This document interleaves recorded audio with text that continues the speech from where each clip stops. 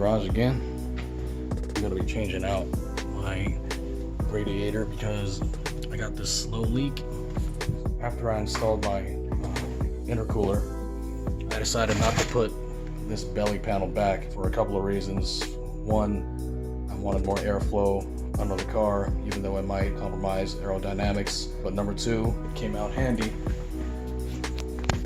because now I'm able to see that I got a leak, and I probably wouldn't know, or I probably would have dried up.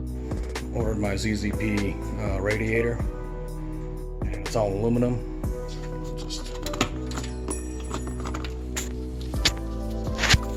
you can see this right here, but on the sides, near the plastic, around the plastic area, that's where it goes bad. That's where it went bad for me. It's leaking on this side. This is the second time that I'm changing this radiator out. The first time was under warranty. The second time, that was like about 2 years ago. So this radiator is literally only 2 years old, but it is Vegas and it gets really hot up here. Keep in mind that I've never done this before, so I'm guessing that all I gotta do is remove these brackets, 2 bolts on the fan. Fan lifts up.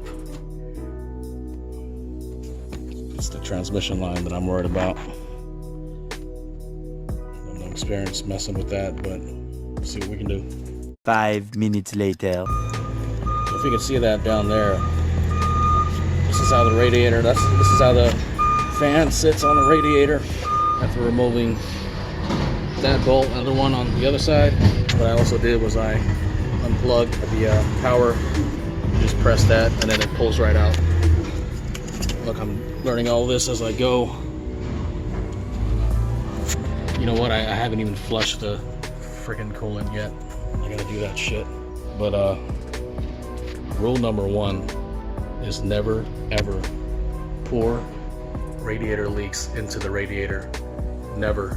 No matter what the advertisement says, you know, professional, reinforced with carbon fiber, you know, the best in the market, whatever.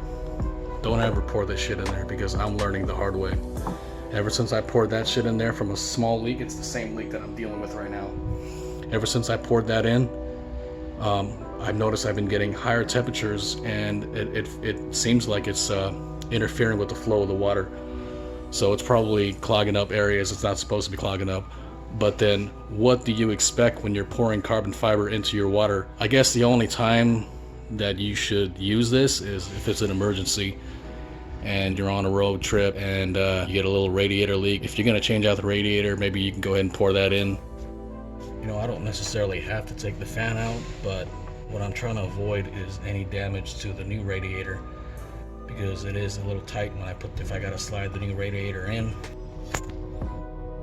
It's just this side right here that's holding it.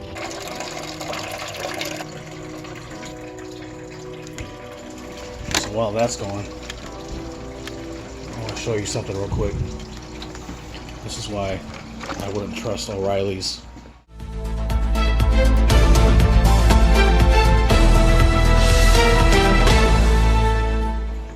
Buying auto parts from O'Reilly's.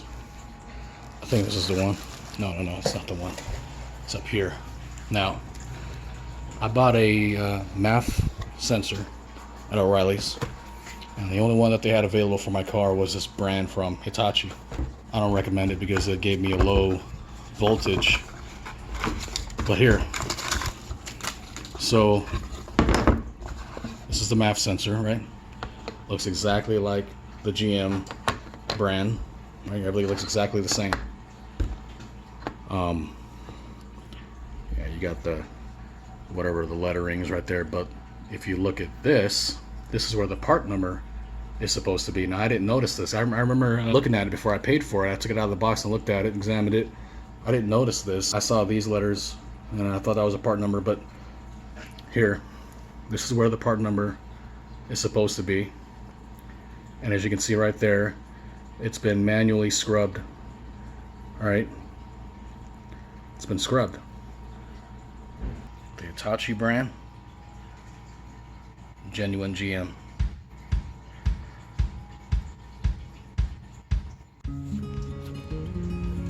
Alright, so now I just remove the inlet, the lower line, the hot line. I don't really have a pick, but I'm just gonna lift this part up.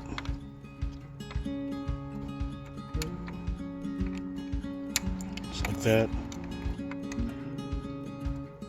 Barely hanging on. Barely hanging on. And hopefully, oh, there, cool. All right. I don't need to take this out because ZZP already supplies some copper fittings. You know, I was worried about this. I didn't know how much fluid was going to come out. So, damn, that's good. That's cool. Yep, just removed the lower transmission line, and that was pretty tough because it was pretty tight down there. And it was tough because I needed to get to that pin at an angle. There is one little trick here because the condenser is sticking onto that radiator, so that condenser is going to lift up first. Dude, what is going on here?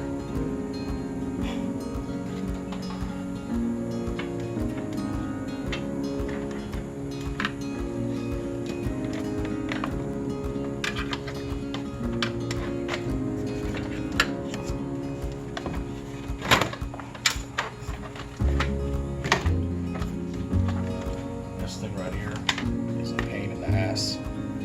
Without this plastic piece coming out, the condenser won't move upwards. And if it won't move upwards, it won't clear from that holding right there.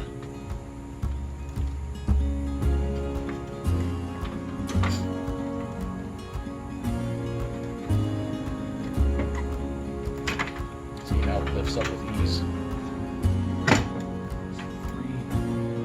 This is probably better with two people. But I'm already knee deep, so I'm gonna get this shit out without breaking anything. Dude. Stand back, man. Oh shit. Oh shit. What the fuck am I doing? What the fuck am I doing?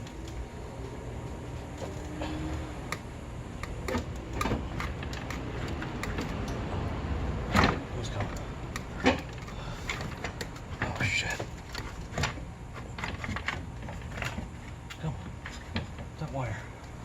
Wire out of the way. Oh shit. There's a piece of wire here that I won't get out of the way. There we go. Oh shit. Oh shit. What am I doing? What the fuck am I doing?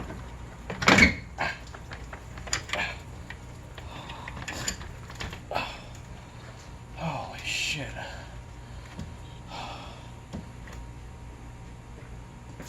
Oops. Now the leak was coming from right here. Right there.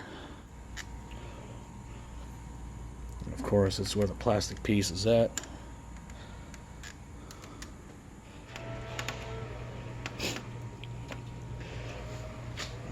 See how it slides in there? It goes in one way, so all I gotta do is slide that in and it'll lock in place with those little pins right there. Guys, everything is in. I tightened these up pretty snug.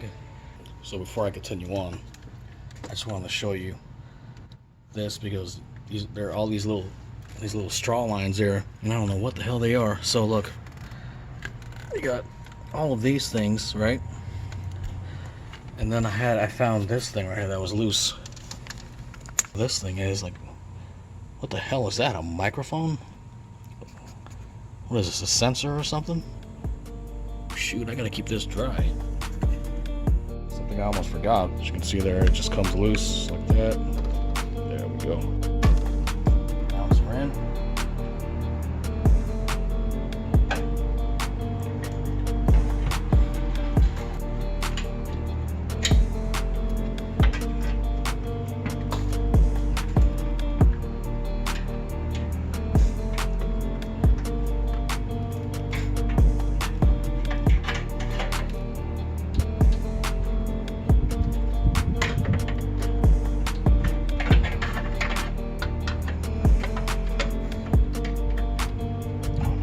Basically, the struggle was lifting up the condenser high enough to slip it back inside that slot. All right, now all I gotta do is reverse everything I just did. All right, so everything is pretty much, most of everything is pretty much bolted back in.